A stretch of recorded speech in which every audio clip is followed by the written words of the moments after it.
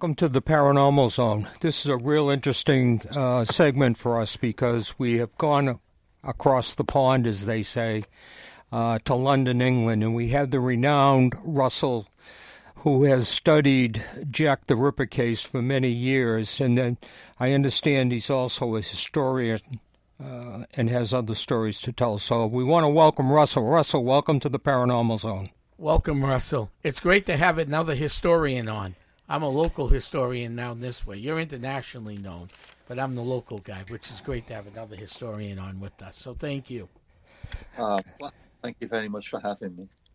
Russell, one of the questions we like to start with is, because it's interesting to us how people get into these kind of hobbies, I guess you might say.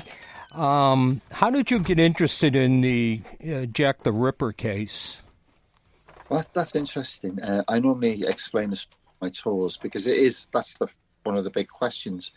I'd been in the East End for 11 years, started when I went to London to study. Then when I had a software business, I used to be in Brick Lane nearly every Friday night.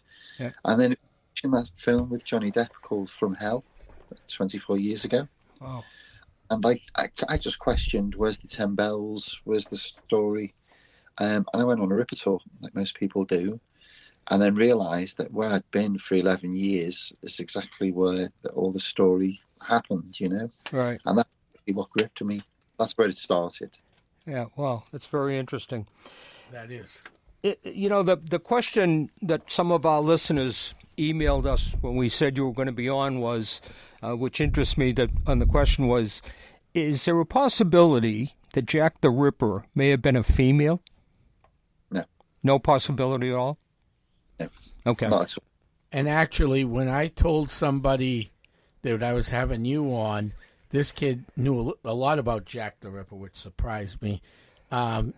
He said there's a tie to New York. Do you know any ties to New York or Cleveland? Do you know what? This is quite interesting. This is fresh research, by the way. There's no tie at all from the Ripper in America.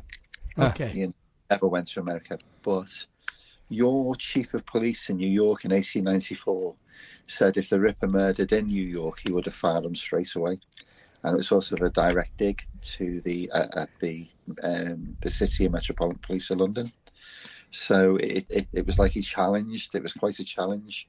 Now, I've just been doing some very fresh research, and on the documentation on the sort of the immigration and sort of people going into New York and coming out or visiting New York, there's quite a few of Kosminski, and whether he was actually taken over there, it's quite a new, fresh thing I've found. I don't think it was, because in 1894 he got moved from one asylum to another.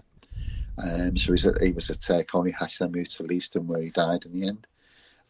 But it's interesting. There is only the link to New York is your chief of police actually challenged the city police, the UK police, to say that if the Ripper did strike in New York, he would have found him straight away.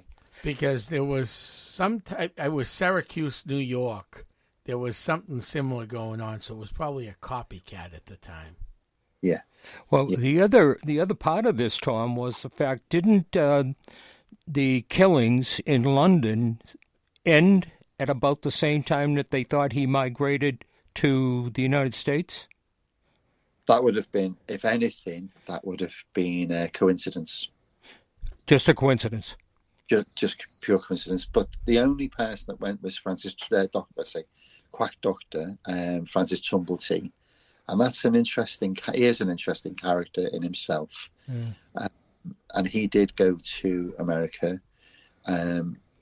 It's interesting because just around the time of the Ripper murders, there was a rumour of some doctor offering £20, which was a fortune back then, for any uteruses, whether it's uteri or uterus.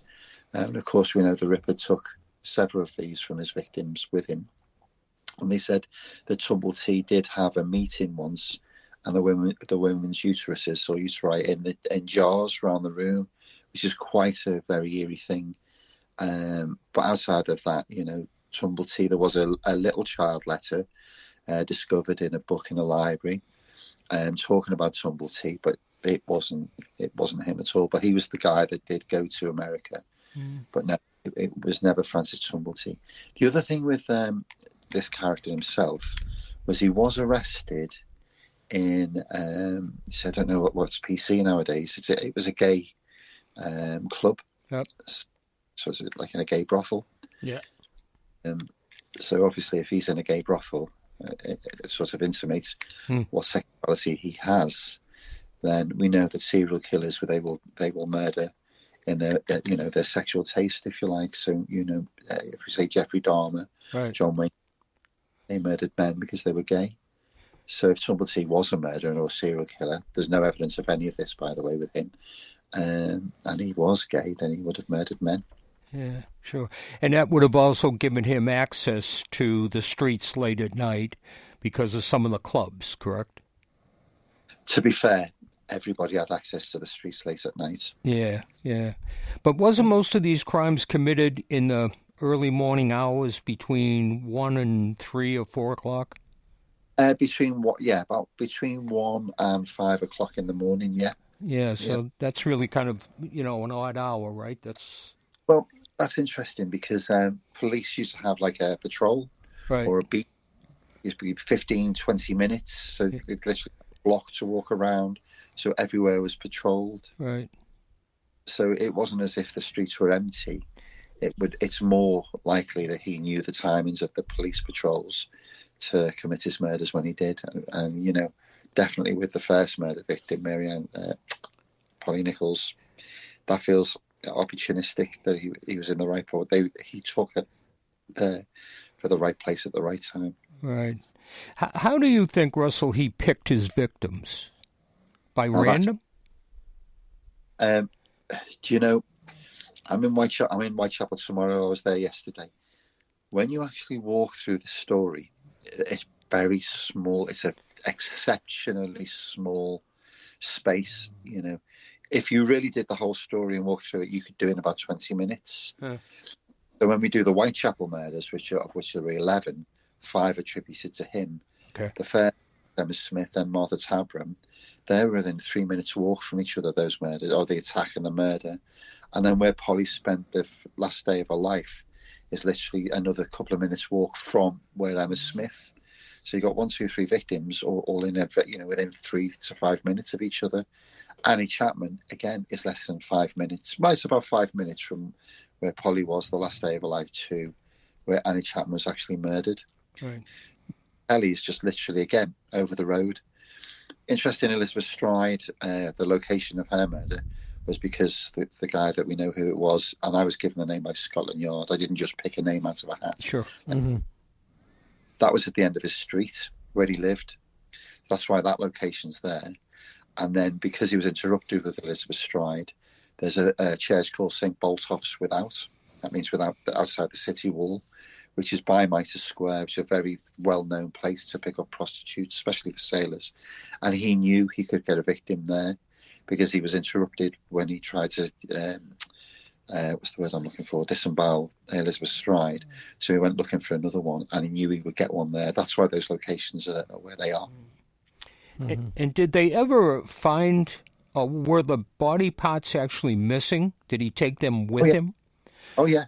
So would that indicate that he was some sort of a, what we call funeral director, what's the word I'm looking for? Bone collector or something?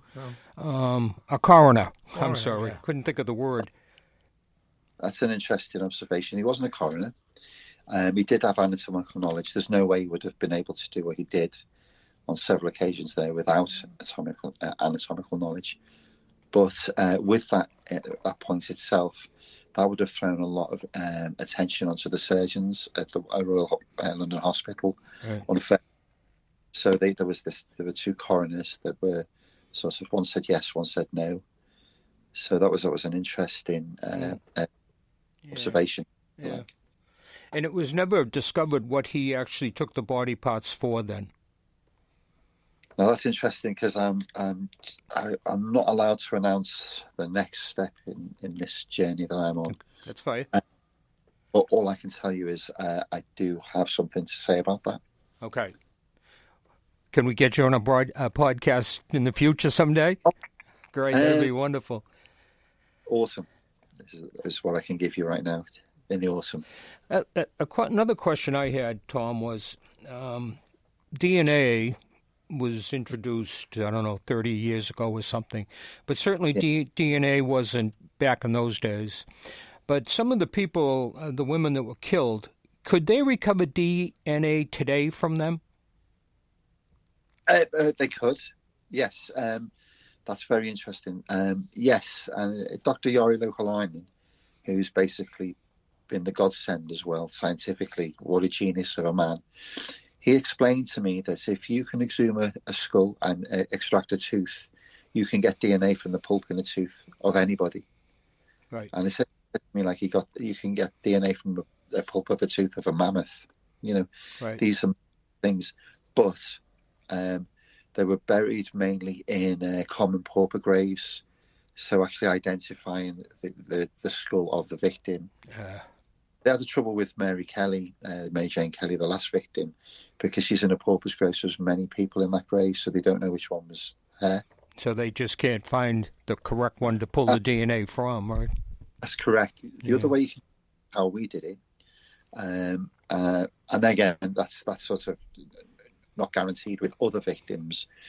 So when Dr. Jari Louhelainen extracted uncontaminated DNA from the skull, from the blood on the skull, that he asked me to go and find a direct female descendant of Catherine Eddowes, the fourth murder victim where the skull was discovered. And the only way you can do that is down the female line. So it was Catherine Eddowes' daughter's daughter. And that was that's very fortunate. That's what I did, and located the descendant, who is now just a true and very lifelong friend of mine. Wow, yeah. It would be interesting to see the DNA analysis on that. I don't want to put you on the spot, and we certainly respect you as a professional here.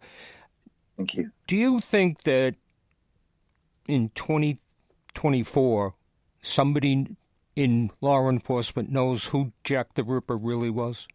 Of course. You do. This is the thing about this whole story. The press made this conflated is the word I would use here. This, it's actually a very simple story of a very deranged madman who's suffering from schizophrenia with homicidal tendencies. And that's really all this story is.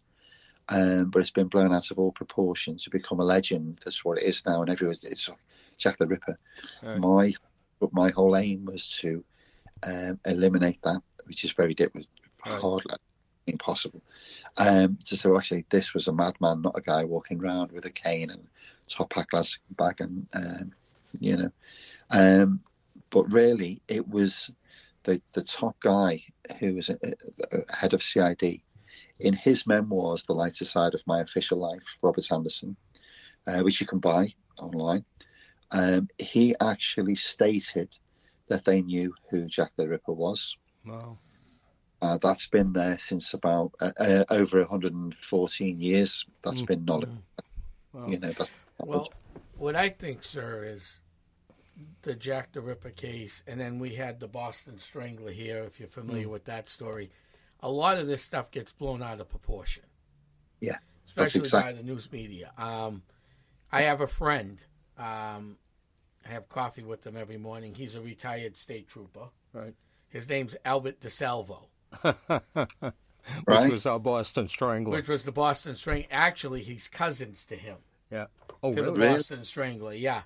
And it's just like the thing was blown way out of what you read about the Boston Strangler when we talk about Al remembering his cousin, Weird Al, we'll call him, because he killed people. Nothing like the media made it out to be. Yeah. Well, that's your point, I think, Russell, that the media has made a legend of this and really created their own stories. For example, when I was researching for this podcast, there was a theory out there that this individual belonged to the royal family in some relationship, and that they were protecting him from arrest and conviction and so forth. I found that very hard to believe, frankly, but it certainly is out there, and it's out there because of the media. Yeah. Yeah. Walter Sicker's descendants, he claims he's from royal, and William Gull was the Queen's physician.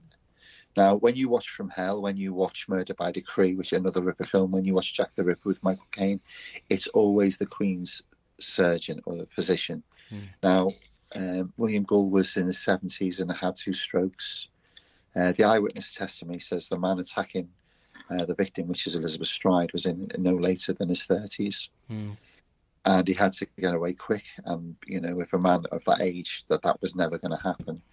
And the one that just keeps coming back, and that's really for the romanticism of this, which is Prince Albert Victor. Yeah. Now, he was not even in London at the time of any of the murders. And more significantly, he was on one occasion, he was in Balmoral with Queen Victoria. So you've got the Queen of England as his alibi. He wasn't even in London at the time. So, but the thing is, the key to this story is research. If you can just go to the Kew, National Archives at Kew, and you can go to the London Metropolitan Archives and actually do the work, you would never ask who's Jack the Ripper because it's quite obvious. With me, I was given the name of Jack the Ripper by Scotland Yard because I unearthed a piece of information that actually linked directly to the murder dates, because nobody knew why he went out when he did. I did. So Scotland Yard gave me the full story. Wow. Well, that's unbelievable, isn't it? Huh? No, that is totally unbelievable. But that's what happens when you have something like this running around. How many actual victims were there? No, that's another great questions, by the way. There were 11 Whitechapel murder victims, 5 clearly called the canonical five, a group. Right. The MO, the way they were murdered, were attributed to him. But there was an interesting one, the second murder victim, Martha Tabram, and in fact it's only literally a month away from she lost her life. She was stabbed 39 times. And if we know, much about serial killers, you know that the way that the ferocity of their attack increases, and in this case, very much so. That being stabbed 39 times is a very personal way to murder somebody. You're stabbing at the sexual areas, which he did, and it's sort of personal. And I've got a very big hunch, and I think a lot of people do as well, that this most possibly could have been his first try. Wow. It's definitely 5, possibly 6. Yeah, so he was experimenting on the first one. He was getting better at it each time. Yeah, that's exactly it. So the final the night of November the 8th, he the best way I can put this, because I've just done a thing about Walter Dew, who was on duty that day and saw her body. There was hardly anything left of Mary. Wow. A philosophical question for you, Russell.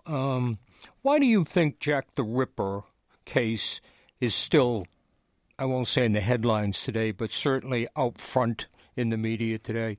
There's been so many movies and so many TV shows and everything else. But you wonder, if you look at JFK was killed, and that was around for many years, but it's not as prominent as it is today.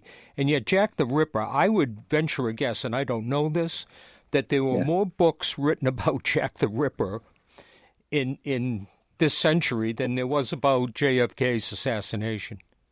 What do you think the attraction to everybody to keep this ball rolling is? The whodunit. It's as simple as that. Yeah. Who was he? Right, because up here in New England, where we live, you're in Old England. Yeah. No disrespect, but Old England. In New England, we actually have a murderer in New England.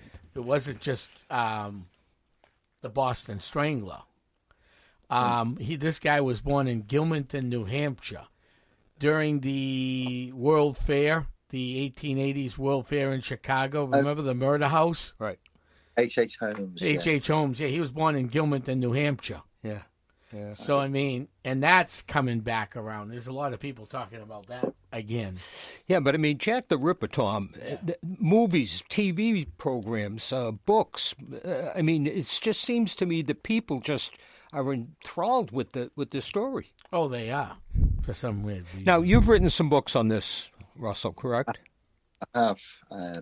Again, there's another big announcement coming up.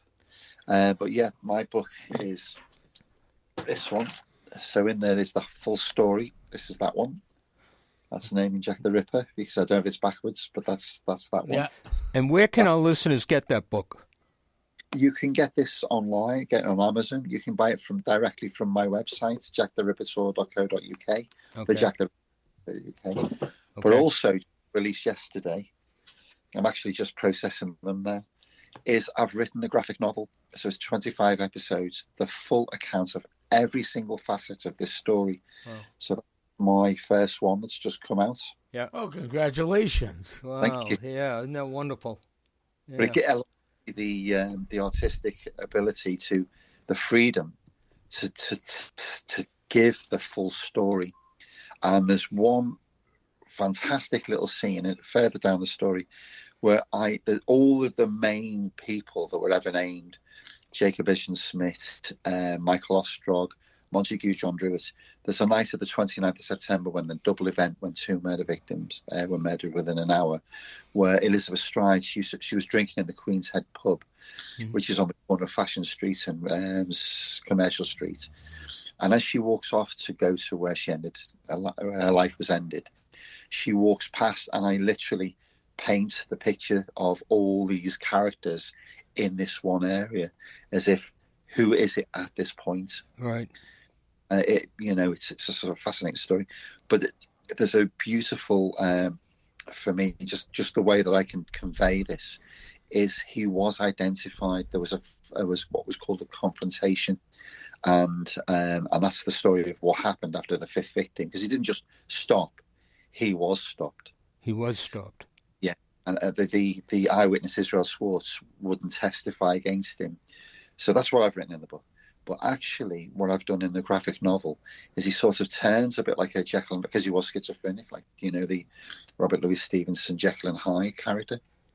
And he sort of, you've got this Inspector Abeline, completely dumbfounded that they've got their man, but they can't arrest him. And all of a sudden, he turns from the normal, garb of a Jewish immigrant to the monster, if you like, and this eerie cackle laugh.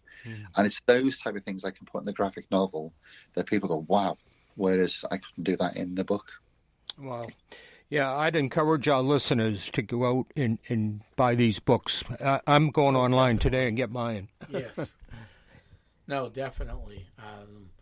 It's an intriguing story. It sure keeps is. rewriting itself and coming back. Yeah. Yeah. So, Well, H.H. Holmes, it was, they did a documentary. I turned down most of any Jack the Ripper documentary. I get a call on them. So when Mudgett, I was contacted to take part in that documentary, I flatly refused. H.H. Holmes could never be, and certainly wasn't, Jack the Ripper. If you know Whitechapel intimately, as I do, and many people do, he would have had to know the area exceptionally well to it, and H.H. Holmes didn't have the time. Buffalo Bill was in London, I think, at the time, and you could say Buffalo Bill was the murderer, So it's the H.H. Holmes story is truly, when you look at it scientifically and with no emotion, what a fantastical story. When I first heard this story, it was because of the skeletons, and this story that he sold skeletons. So when you go to a medical room and there's a skeleton hanging up, they're saying, well, they were bought from H.H. Holmes, and that's what he used to do with the skeletons. You think, wow. And that story started for me on him. Yeah. The other interesting thing about it is that you talked about he was identified on the last one, but the witness refused to come forward, correct? Yeah. Right. So do you think that witness was intimidated by either law enforcement or a political reason? No. It was mainly because he was Jewish, and the obviously the Ripper was Jewish as well. And it was to give up the Jews to Gentile justice. Ah. A very interesting piece of Jewish law that came out when the research I've done over most of my life, it feels like it. Yeah. But a piece of law that says if you're Jewish and you see a crime being committed and you don't report it, you can be presumed as guilty as the perpetrator of that crime. Wow. Huh. Yeah, I found that out. Yeah, and I was like, wow, that's quite intense, really. Wow. Well, yeah, English law, very tough. Wow, yeah. They want to solve their problems.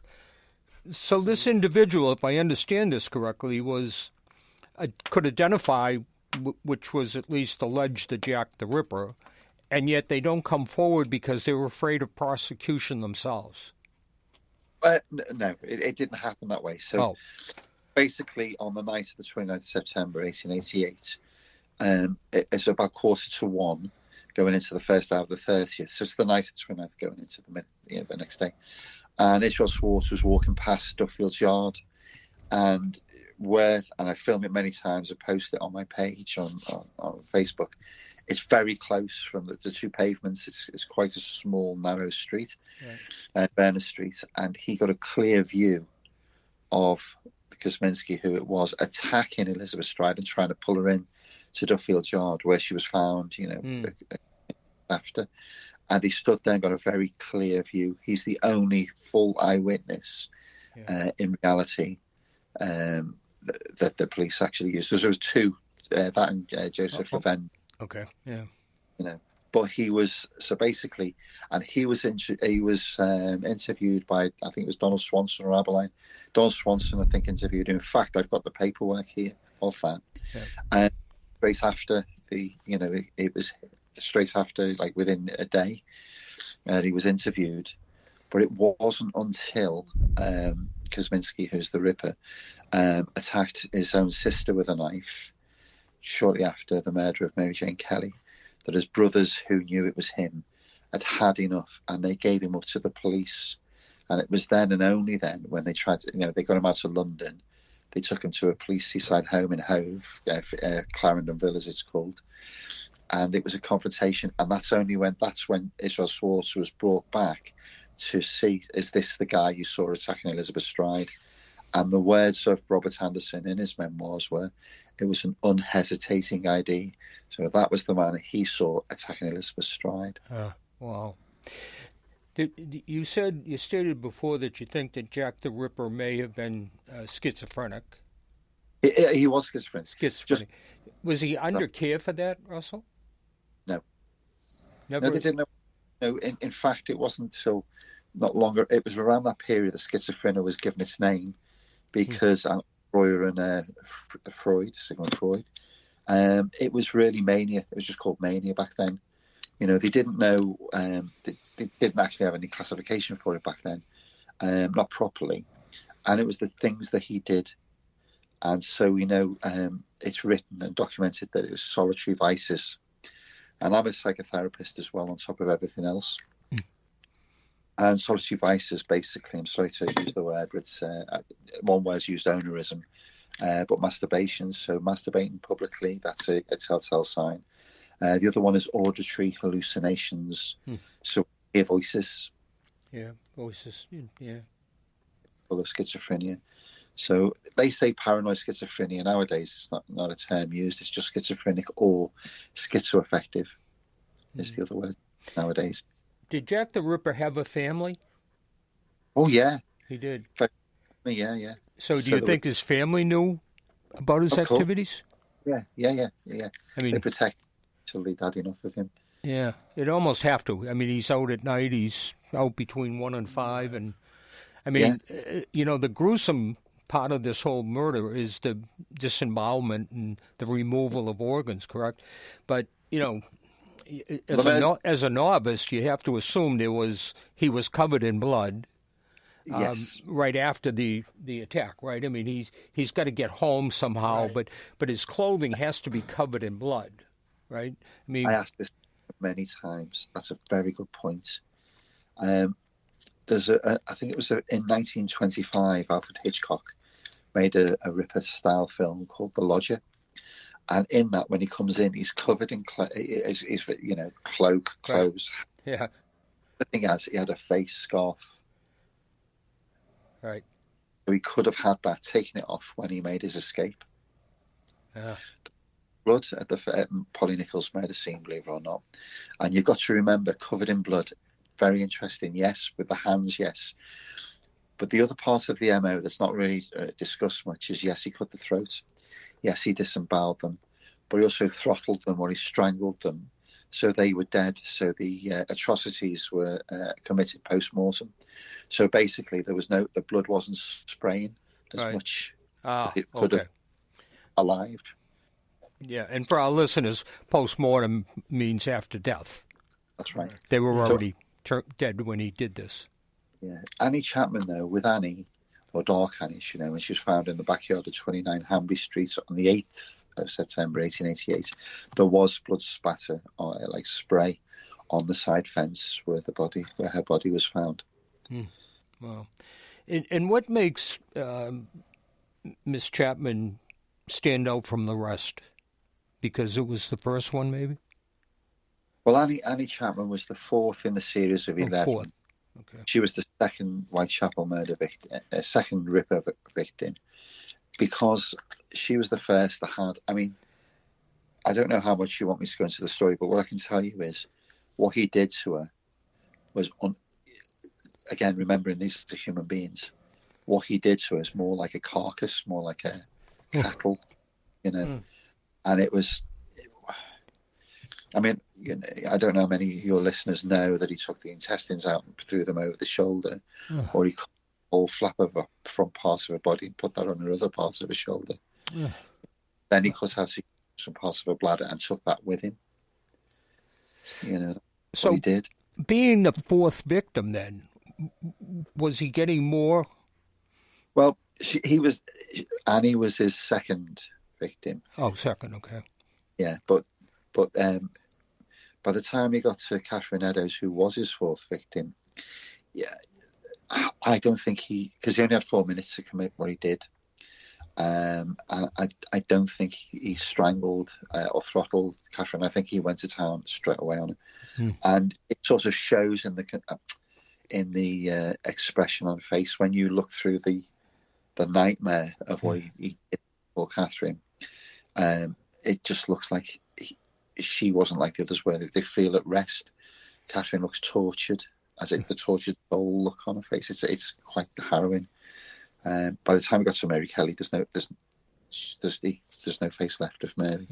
So we could probably say that his frenzy, as he went along, got more aggressive. Yeah, because this one he terminates through torture, not strangulation or quick death, and then does that. He does it while she's alive. Well, it's interesting because there's this debate about Mary Kelly, the fifth victim, that he strangled her while the sheet was over her. I don't know how he could do that, really, but who knows? Listen, I can tell you who it was, and it was done scientifically and brilliantly by Dr. Yari Lohaline and all the DNA work. But I don't, I certainly don't revel in, this is what he did, and this is what he inflicted on 5 human beings, amongst a whole load of other murders. What he did to Mary is the picture that I always, whenever I give a tour, people go, oh, the mystery of Jack the Ripper, and I say, well, actually, this is what he did to a human being. She's just turned 25, and there's just nothing left. I said, this is who he really is. So this myth, this legend, this Victorian era, dark fog streets. Well, when you see a woman that's just torn to pieces, that's who he really was. Wow, that's so sad for the families too. Yes. I mean, I think in a lot of these cases, Russell, we get so wrapped up in the mystery of what happened that we forget that these people had families and they had to live through all of this publicity about it and so forth. They had children, Catherine IV, she had children. Elizabeth Stride had children. Annie had children. Polly, I think she had 5 children. Wow. Were all the victims prostitutes? Now, that is a very good question. You've really done the homework for this. Now, that is a very good question. So, the real word is unfortunates, which means that you live a day-to-day existence, and if you can't get casual labour, you're forced to sell your body. Now, when Polly Nichols got married, she got married in St. Bride's Church. So, whenever you see a tiered wedding cake, Right. that's on the steeple of the spire of St. Bride's Church, where Polly Nichols got married. On her or occupation, domestic servants and prostitutes, it was actually acknowledged that she was a prostitute, as was Elizabeth Stride. Yeah. Catherine Eddowes, I don't think she was a day-to-day prostitute in any way, shape or form, but I've got a big passion for Catherine because that's the work I've done with the DNA over the years, and I know a lot of her family. In fact, one of her descendants lives 2 miles from me. Oh, so you met some of her descendants. I know quite a lot of the descendants, yeah, and families, even the Rippers family as well. Yeah. Annie, I think Annie, because she was bereaved, she lost a child, you see. They both, her and her husband George, fell into alcoholism or alcohol addiction. She was worse than him. He died of a cirrhosis of the liver, I believe, not long. And she just basically gave up. Yeah. Her body was just didn't really value it, really. And Mary Kelly, in fact, Walter Stewart just said she was quite pretty. Only she's relatively speaking, a child in comparison to the other victims, Right. Yeah. And again, of course, unfortunately, prostitutes are easy victims because of the nature of the thing they do. So that Jack the Ripper had to know that by visiting prostitutes, he had some seclusion, if you will, and some time to work on what he wanted to do. So, one of the profiles, I think, from what I've read about Jack the Ripper, he seemed to be very intelligent. You said schizophrenic, and I agree with that, but I think we agree that schizophrenia can have a very high IQ. Isn't that correct? Do you know? Oh. Uh-oh. 35 minutes. Just hit the nail on the head with something. Are you still there with me? Yep. Yeah, you're here. I've just frozen for some reason, but there we go. Here we go. Yeah. It keeps freezing out. She froze again, Russell. So he's calling. There we go. You're on. Yeah. Great. Okay. Could you just... Yeah, I'll throw you the ball. I was saying schizophrenia, it's my understanding they can still have a very high IQ and be very intelligent and still have schizophrenia. I ask lots of people that interact with me on Facebook, do you think he of all the questions that are very obvious but never asked, and most definitely with the Ripper, with Kosminski, I do think he were highly intelligent. He would have known every single back alley. He would have, with lots of serial killers, they plan. They don't just go out and murder at random. They really plan what they do, and very good at it. And as you well know, with serial killers in the States, and I think this is what happened with him. So I did think he was quite very intelligent. Yeah, I mean, to get away with what he did in public, by the way, if you look at our Boston Strangler in comparison to Jack the Ripper, he broke into women's apartments, right? Or he didn't break in, but he got his way into those apartments. So when he closed the door, he had total anonymity in there, and he had as much time as he needed in most cases. But you look at Jack the Ripper case, Russell, he was really took a lot of chances because of his activities in virtually a street that people travel in frequently. That's exactly right. More so the third victim, which was Elizabeth Stride, because that was in Duffield's Yard, and next door was like a Jewish men's working club, and people coming and going all the time. So he had to murder for a specific reason, which comes out in the story anyway, on that night, and it was only 500 yards from his front door.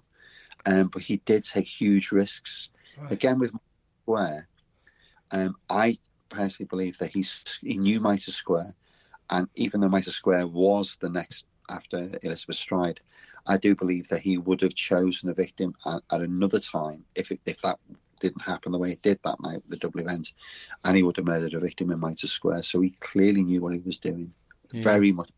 Let's face it, to the public, he was never caught. Right. He's the godfather of all serial killers. But he was, to the public, they think he was never caught. He was, of course, but that's through the press sensationalism. Now, with the Ripper, there's something very, very interesting about all of this that seems to be, if we take away the name Jack the Ripper and we give him Leather Apron, I do not think that the sensationalism would have been the way it was. Because in the early 19th century, so 1811s, round about there was a series of murders again, just as bad, if not worse, as the Ripper murders, called the Ratcliffe Highway murders. And nobody really knows about them. Yeah, I also wrote a blog that said the Jack the Ripper case started law enforcement nicknaming criminals, the Boston Strangler, the Red River Killers, the Green River Killer, that Jack the Ripper started that. So where does Jack the Ripper come from? Do you know? I do. Yeah. Quite interesting link at the moment on that. So on the day of the 27th of September, 1888, the Central News Agency that was based just in Ludgate Circus received a letter called the Dear Boss letter, written in red ink, and it was dated. It was written on the 25th of September, and it's Dear Boss, I'm down on horse and I shan't quit ripping until I do get buckled. And at the end, it says, you signed, yours truly, Jack the Ripper. Uh-huh. And then 2 days later, 2 women were murdered inside an hour, and the name just stuck. And that's where the name. But that actual letter and the name was created by an enterprising journalist. Oh, no kidding. The journalist actually wrote that letter? Yeah. Wow. The murderer didn't write that letter. Wow. Wasn't the journalist concerned that they might tie that back to him as the true Jack the Ripper? I think it was in the 30s. Was it the 20s or 30s when he finally admitted it was him? Really? Wow. But the police, they didn't arrest him like they did with the Yorkshire Ripper. Yeah. Because I think it was Humble, his name was, because that guy got 12 years for writing those letters and the tape. Wow. That's on a different trail. Yeah. But I don't think they were, they knew who the journalist was. And that's also in Robert Anderson's memoirs. Yeah. Well, of course, I think both in the United States and in England, probably across the world at this point, but media often gives titles to these criminals like that stick. Absolutely, yeah. Son of Sam and so forth and so on, right? Yeah. Zodiac. Yeah. Zodiac Killer. And I think the media does that because that sells. Yeah. Media stays in business by selling, and that's what happens. Yeah, absolutely. So, but Russell, give us one more time, would you please, where our listeners can get your books? I know Amazon. Yeah, but really where you can get it from, you can get them signed by me as well, is www.thejacktherippertour.co.uk. Okay.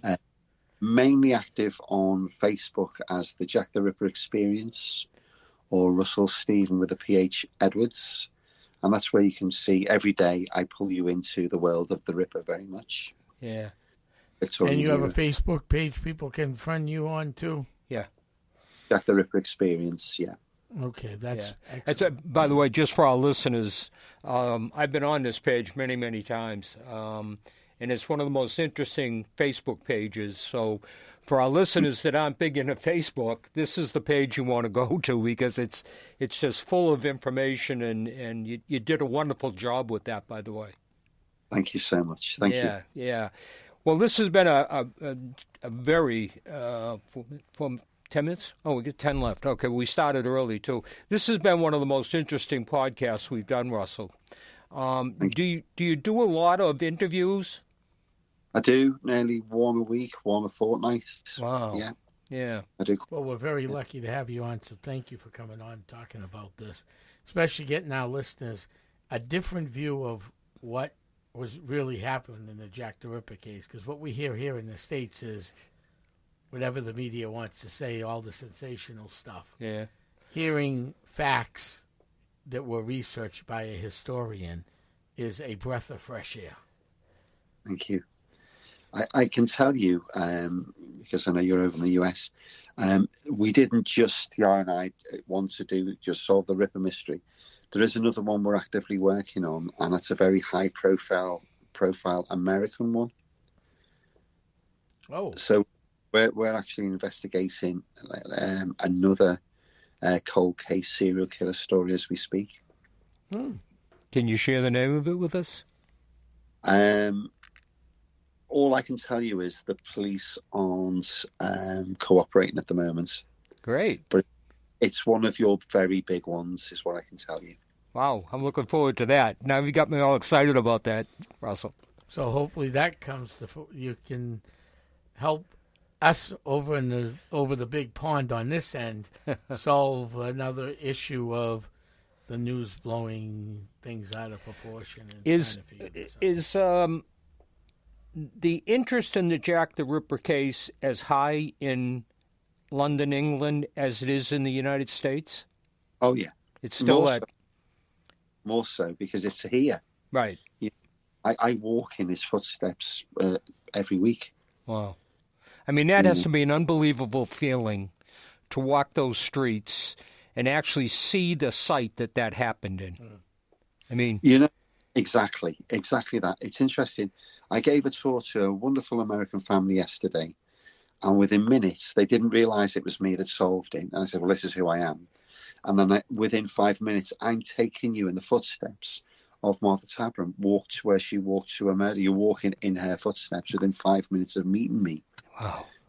Wow, that's unbelievable. Well, it is always interesting. I mean, it wasn't the murder or a Jack the Ripper style, but in my younger days when I worked down in South Boston as a consultant for elected officials, it was always interesting walking the sidewalks of the same sidewalks that Jimmy Whitey Bulger would have walked on, too. Yeah. You know, you're walking down those same sidewalks going, this is interesting. Yeah. Well, when you really think about crime, both in the United States and England, I'm sure it's about the same. Most cases like this aren't out in the street, out in the public, that often. You might get one or two, but in Jack the Ripper's case, all of his crimes were out on the street, in dark alleys and back alleys and so forth. Except for the fifth one, because Mary Kelly had her own room, but the first four were, yeah. Yeah. So why do you think the fifth one was different? What was your take on that? She had her own room, and he obviously knew that.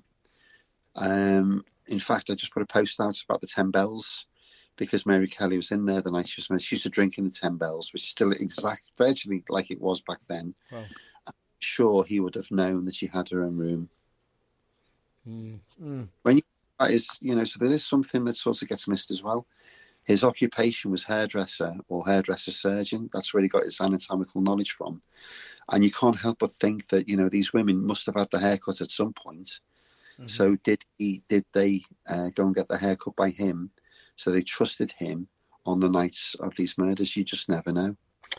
So going back to the fact that most of them we think were some form of a prostitute, one way or another. Yeah.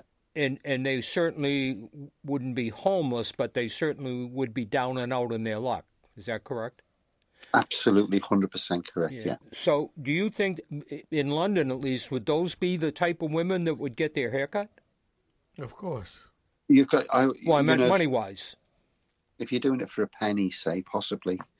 Yeah. But when you think about it, there's up to 1,200 to 1,600 prostitutes in that area at the time. When you think about, with that much competition selling your body for 4 pennies, do you think the hair looked like a scarecrow that you would get business, or you'd think you'd when you look at the pictures of the victims, you see that the hair, especially they definitely had a comb. So let me just take a second here and indulge into the actual act of the prostitution. In the United States, Most prostitutes, Russell, work for what we define, I don't know why, but a John. They have one person that kind of controls them, collects their money, and so forth.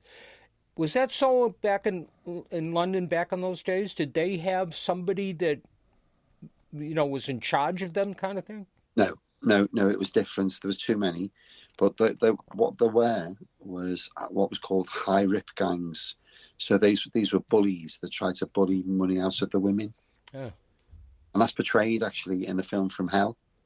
Yep. Oh. Very well done, in fact. But yeah, not in the pimps. Interesting, my very, very first time walking in Brick Lane in 1989, it wasn't like it is now. It's very dark, very spooky. There were pimps standing with their prostitutes on the street corners back then.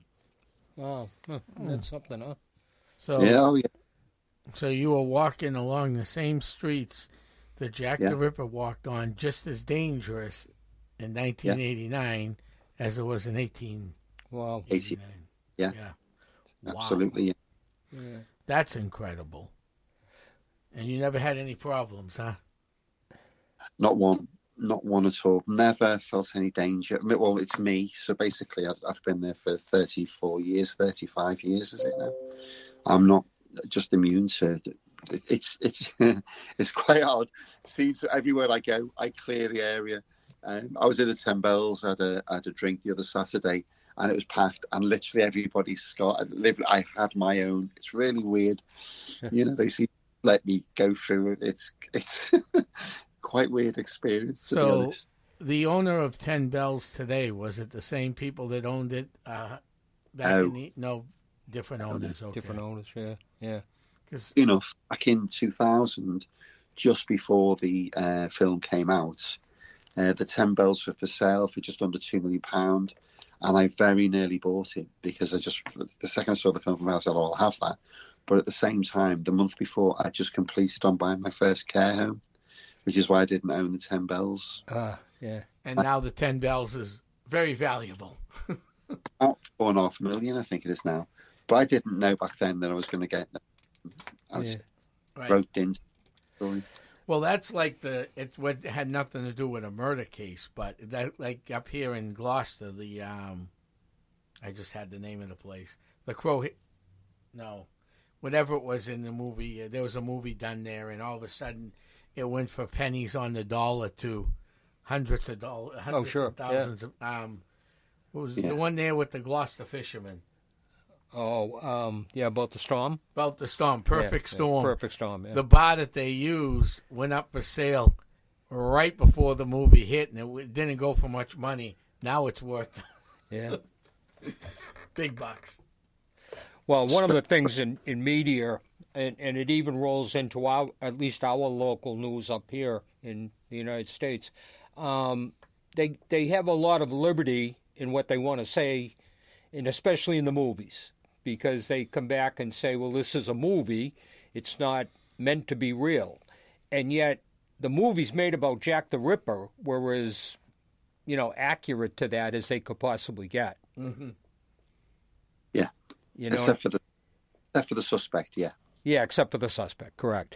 But you wonder, in the world of entertainment at least, do they not even care about the suspect, Russell? Do they just want to keep the legend rolling on and on? So the more mystery they can surround it, who it is, because like I say, there was that theory that it was somebody in the royal family, and they were, of course, like any political family, were being protected from the outside investigations and stuff. But you've cleared that up for us. That absolutely is not the truth. Absolutely. Yeah. In fact, there's a great documentary that came out in the anniversary in 1988 with Peter Ustinov, and you've got a High Court judge. So fascinating documentary. Of course, they named Kosminski as the Ripper, but the High Court judge said that if anybody, that said it was the member of the royal family, the High Court judge said that if he was alive today, Prince Albert Victor, he would have a very good case against them. Wow. For defaming his character. Yeah. Well, protecting him and stuff. Yeah. We've certainly seen some of that in the United States. So mm-hmm. Happens everywhere, all over the world. Yeah, but I mean, Russell's cleared that up for us. It Right, wasn't part of which the is royal good. family, so, Right. which is wonderful, I think. Right? Correct. It's interesting that you said he was a hairdresser, but he was a hairdresser surgeon. Yeah, that's what they were back then, barber surgeons. So So- what did hairdressers and barbers back then do that would be considered surgery? Well, believe it or not, early days of surgery, you'd go in and you'd be trained the same way, and then you'd either go and be a barber, believe it or not, or a surgeon or a doctor. Well, Really? well, Yeah. I mean, same time frame. Not a murderer, but a gunslinger. Yeah. Doc Holliday. He was a dentist. There you go. What? And yeah, he was a Yeah. dentist. Yeah, but he was a dentist, but he wasn't trained, as a criminal, right? No. I don't want to put words in your mouth, so correct me if I'm wrong, Russell, please, because I am frequently. This gentleman was being trained as a hairdresser, which we define as a hairdresser, and a surgeon at the same time. Yeah. I mean, that's pretty unique. It is. It's very Well, unique. as I say, it was a case of literally the sort of lesser talented individuals they went to become a barber surgeon. Yeah. Or a hairdresser. So, they put hairdresser. Interesting, because Minsky's asylum record, I think that there's a little bit of what's called fluffery in there. And again, I could go into it. It's for the next thing that I'll be announcing shortly. But walking around the streets, just eating from the gutter, I don't think that's true. And that's in an asylum record. And the person said that was his brother's business partner. So I think they tried to sort of downplay just this person all the way through. So they put hairdresser to sort of say, well, he wasn't a barber. But really, do you get many male hairdressers back then? No, not many. I don't think we have many in the United States today. We certainly have more today than ever before. But for years, it was strictly a female, Business. and Yeah. barbers were all men. Right. Yeah, and that's how it is. Yeah, mainly. I've got a very good friend who's a female, and she's a barber. There you go. Yeah. Let me ask you this question: was there ever on the 5 victims any evidence of their hair being treated, done, combed, or anything like that? Listen, that was the last thing. That was the last thing on the police's mind. But if you do look at Mary Jane Kelly's hair, you can tell it looked after her, because that's the only thing that's left of her. Right. If you look at Elizabeth Stride's hair, you could tell that was well maintained. Wow. That's very. Polly's not so much, the first victim. Annie's was sort of curly, definitely not a mess in any way, shape or form. And Catherine's, to be fair, with what he did to her, that takes the attention off the hair. And I think we have to keep in mind also, Tom, that he's in a public area, like we talked about a minute ago, right? So we're not sure, we can't prove how much time he actually spent with each victim. Well, we know. Okay, so if I go to Polly, because she was found about 4:45, 4:20 in the morning, which is very, very early, and we don't know how long he spent time with her, but we do know that 2:30 she was last seen in one part of London. It takes 15 to 20 minutes to get to where her body was discovered. So it sort of narrows down the window of opportunities with her. By the time we get to Mary Kelly, a neighbour called Elizabeth Prater heard a faint cry of murder just after 3. Her body wasn't discovered till the morning. They estimated that he had a 2 to 2 hour time with her to do what he did. With Catherine Eddowes, he would have only had less than 10 minutes, and the crime he did was 4 minutes. So we know that. We know that Elizabeth Stride was attacked at about 1:45, and her body was discovered at 1 o'clock. So there was only 15 minutes. With Annie, it could have been no more than 15. It wouldn't have been more than 15 minutes, and so you sort of can narrow it down quite easily. Story. Russell, is there any possibility that some of these or all of these victims may have been killed somewhere else and placed where they were found? Oh, I like that point. No. No possibility of that. Definitely not for the second, not for Annie, not for Elizabeth Stride, not for Catherine Eddowes. The circumstances that just no. And of course, one of the things I think most of us, even as novice, recognize that a serial killer pretty much stays within the pattern of the crime. They don't often change that, serial killers at least. Well, as you well know, I'm sure you do, about the Zodiac, Paul Stein, the taxi driver that was murdered in San Francisco by the Presidio, that was out, even though it was shot in his cab. You know, the Zodiac murdered couples, you know. So he shot couples, and I think it was Lake Berryessa where he stabbed one of the victims. So it's sort of a bit of a strange one. The same with the Yorkshire. You know, they maybe just experiments when they're getting away with it because their egos just carry them through. You know, but yeah, on the whole, their MO is their trusted friend. That's how they know they can murder people. Right. Definitely John, he was like that. So that connection of familiarity. Yes, you know, I know this will work for me. Yeah. Why make it myself? Yeah. Because let's face it, just one little mistake in the course. Yeah. Well, listen, Russell, this has just been one of the most interesting podcasts we've had. I can't thank you enough for sharing with us. And we certainly appreciate the time that you've given us today. We will send you a copy of the podcast. Feel free to. It's not copyrighted, so feel free to use that in anything you'd like. We certainly are going to get our listeners on your Facebook page, and you know, we all have to eat dinner and pay for our bills, so we're also going to push your books for you, because I think for our listeners, Russell, you probably have one of the best documentations of what really happened. And if people want to really read true mystery stories, then they should read people like you. Thank you so much. No problem. Thank you. The autumn, because I thought there was going to be an announcement shortly. There's a few actually, but yeah, I've got something interesting to let you know later in the year. All right. We'd love to have you back on in a few weeks. Thank you. Oh, whenever you get that big announcement. Yeah. Well, Bob, this was a great show. I got a couple other things I want to get out of the way. Next Saturday night, we will be doing a paranormal event at Hilldale Cemetery, as we do. And then the following Friday night, we have a big event coming up in Sandown Meeting House. Yeah. So we have, let's see off the top of my head, we have, for UFOs, we got... we got a lot going. Yeah. We got, what's his name coming? Oh, I just drew a blank on names. Can you believe that? Okay. I guess it's old age. We have, we have a psychic coming. We have a couple of UFO people coming. Yeah. Steve Famani? Jason's coming. Yeah. The Cryptid. Mike and we're going to have Russell back on for sure. We'll have Russell back on for sure.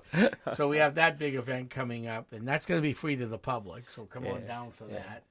We have a question and answer time frame. Russell, why don't you give our listeners your email address one more time, or your?